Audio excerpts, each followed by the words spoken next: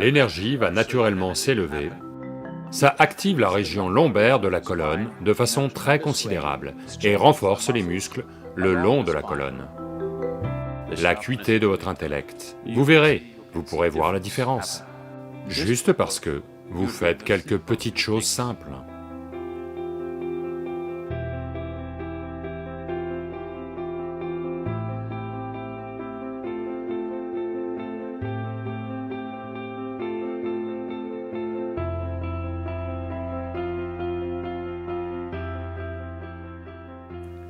In fine, peu importe quoi que vous souhaitiez faire dans votre vie, votre degré de clarté est tout ce qui compte, n'est-ce pas? À tous les sujets, oui ou non? Si vous n'y voyez pas clair, vous allez essayer de compenser avec la confiance. La confiance remplace très mal la clarté. C'est comme, il y a une autoroute très fréquentée. Les véhicules se déplacent vite. Votre vision n'est pas claire. Vous introduisez la confiance. Vous pouvez vous référer à votre horoscope. Vous savez que vous avez un horoscope? Vous pouvez vous référer à votre horoscope et dire, mon horoscope dit que je vais vivre 90 ans. Il ne va rien m'arriver. Et juste traverser. Il se peut que vous y arriviez. Ou utilisez l'un de vos slogans qui vous donnera confiance. Vous pouvez dire Jai Shri Ram, vous pouvez dire Allahu Akbar, je vous salue Marie, ce que vous voulez. Peu importe ce qui marche pour vous. Criez le slogan bien fort et traversez en courant. Ça peut marcher. Juste par pur hasard, ou grâce à la compassion d'un conducteur. Mais si tous les jours vous essayez, on sait où l'on va vous ramasser. Un jour, vous pouvez y arriver avec la confiance. Donc, la confiance ne remplace pas la clarté. Si vous voulez réussir quoi que ce soit, vous devez avoir une vision claire, n'est-ce pas? Pour que la clarté apparaisse, la chose la plus importante, c'est que votre colonne vertébrale devrait être dans un certain état, parce que votre perception est en grande partie gérée là.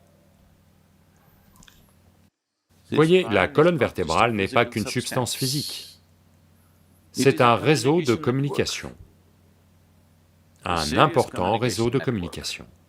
Si vous le perdez, ou s'il devient insensible, vous ne savez pas ce que vous perdez. Vous perdez juste quelque chose de phénoménal. Donc, ce n'est pas qu'une substance physique, c'est la base des communications qui ont lieu dans le système, n'est-ce pas? La moelle est...